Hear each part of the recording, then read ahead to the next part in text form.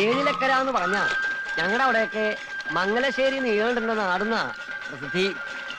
അതിപ്പോ ചില ദുർമാർഗികളുടെ പേരിൽ അറിയപ്പെടാനാ ചില നാടിന്റെ യോഗം. കായംകുളത്ത് രാജാവും കൊട്ടാരവും ഒക്കെ ഉണ്ടെങ്കിലും കൊച്ചുണ്ണി എന്ന് പറയുന്ന കള്ളന്റെ പേരിലല്ലേ പ്രസിദ്ധി. അതെ അതെ. അല്ല, ഈ നീലകണ്ഠൻ ഇങ്ങനെ തുടങ്ങിയാൽ എങ്ങനെയാ?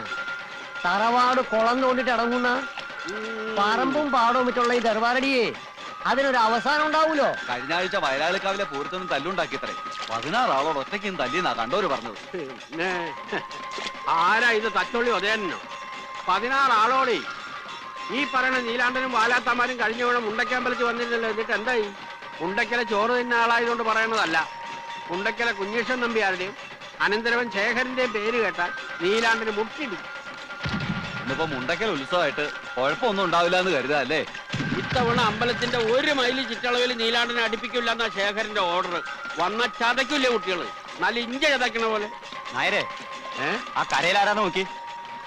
ആരാണോ? നിങ്ങക്ക് മനസ്സിലായില്ലേ? വലത്ത് നിന്ന് ആദ്യം ഭരതൻ, തൊട്ടടുത്ത് നിൽക്കുന്നത് കുഞ്ഞനന്ദൻ, ജീപ്പിന്റെ മേളിൽ കയറിയിരിക്കുന്നത് കുറുപ്പ്, തൊട്ടപ്പുറത്ത് ചാടി നിൽക്കുന്നത് ഹൈദ്രു. 4 കുപ്പിക്കണ്ടങ്ങളാ മംഗലശ്ശേരി നീലകണ്ഠന്റെ പട്ടാളം.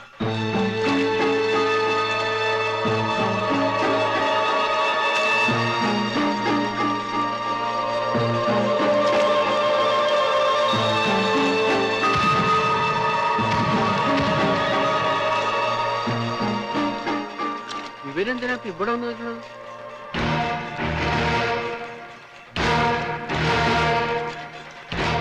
ശങ്കരമള്ളി ശ്രീകണ്ഠ പൊതുവാളല്ലേ? അതെ. ഒന്ന് ഞാൻ വരിക, ഒരു കാര്യം പറയാനുണ്ട്. എന്താ നായരെ? ഒന്നുമില്ല. അതെന്താ ഒന്നുമില്ലാണ്ടായി പോയി? പ്രത്യേകിച്ചൊന്നുമില്ല എന്ന് പറയായിരുന്നു.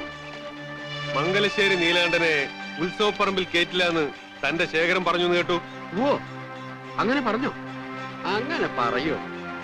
അങ്ങനെ പറഞ്ഞാലും നിനക്ക് എന്താ നേരെ തൂറാമുട്ടുണ്ടോ? എന്നാ വിട്ടോളി. അല്ല, ഈ പഞ്ചവാദ്യക്കാര് അവരെയും കൊണ്ടേ നിങ്ങൾ പോവും? നിർബന്ധമില്ല. അവര് വന്നുപോയ സ്ഥിതിക്ക് വേണമെച്ചാൽ അവരെ കൊണ്ടൊന്ന് കൊട്ടിച്ച് നമുക്കൊക്കെ ഒന്ന് കേട്ട് സുഖല്ലേ? നമുക്ക് പഞ്ചവാദ്യം എന്ന് പറഞ്ഞാൽ ഈ പഞ്ചവാദ്യം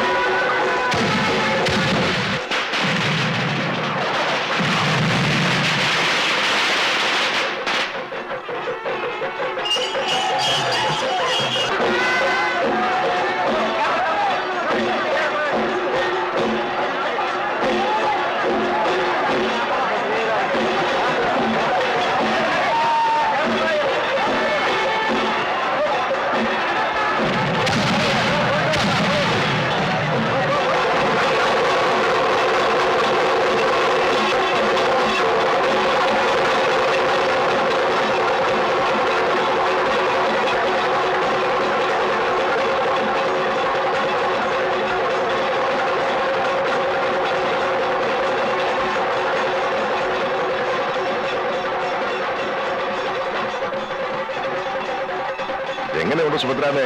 എല്ലാം കേമമായിട്ടില്ലേ? ഓ, കേമായിരിക്കണു. ഇത്രയും ആളുകൂടി ഒരു ഉത്സവം ഓർമ്മയിൽ ആദ്യമായിട്ടാ. മുണ്ടക്കൽ തറവാട്ടുകാർ നേരിട്ട് നടത്തുന്നതിന്റെ പവറാ.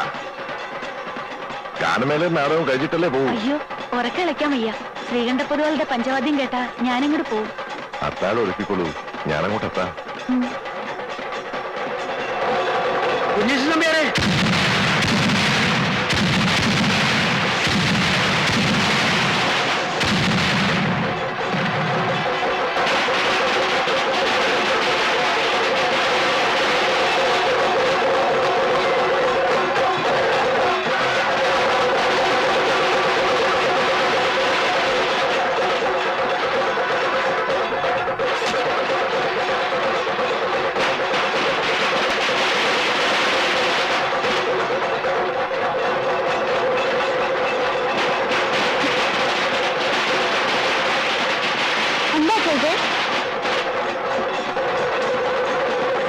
വല്ല ബോംബോ മറ്റാണോ?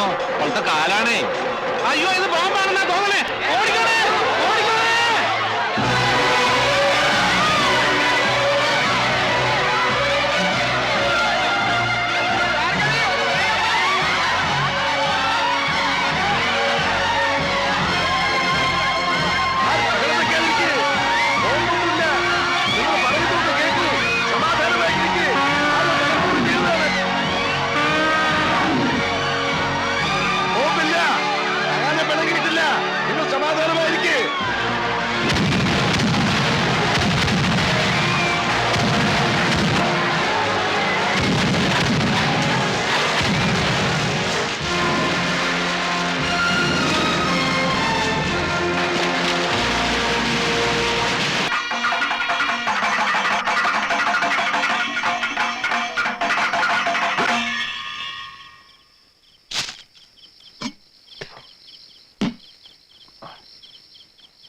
കേമം എന്ന് വെച്ചാ ബഹുകേമം.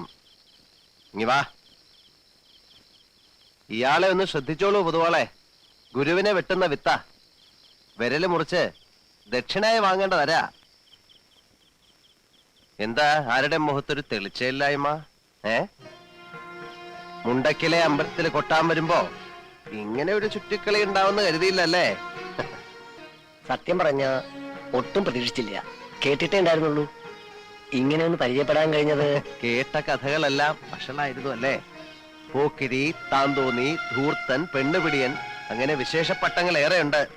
കീഴടങ്ങിയിട്ടുള്ളത് നല്ല കലാകാരന്മാരുടെ മുന്നിലേ ഉള്ളൂ. പിന്നെ ഇഷ്ടം നല്ല ചട്ടമ്പികളെയാ. ഈ പറഞ്ഞ 2 വർഗമായിട്ടേ ചങ്ങാത്തേ ഉള്ളൂ. വരെ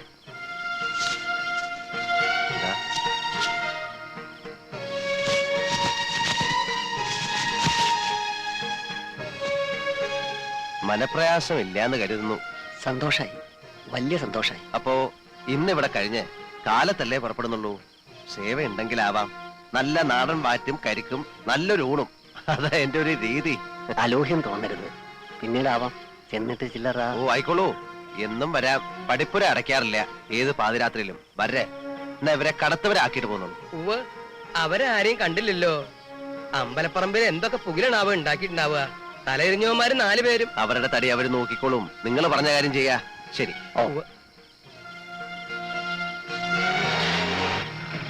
എന്തൊരു അറിവുള്ള മനുഷ്യൻ, എന്ത് ധർമ്മിഷ്ഠൻ. തറവാടിത്തം കാട്ടാണ്ടിരിക്കുമോ? മംഗലശീലത്തേതല്ലേ? കൈ നിറയെ വാങ്ങിക്കൊണ്ടുപോയി നക്കിയ ചെറ്റകൾ തന്നെയാ പറഞ്ഞു നാറ്റിച്ചതും നാണം കെടുത്തിയതും. പറഞ്ഞാ ഏറിപ്പോവും.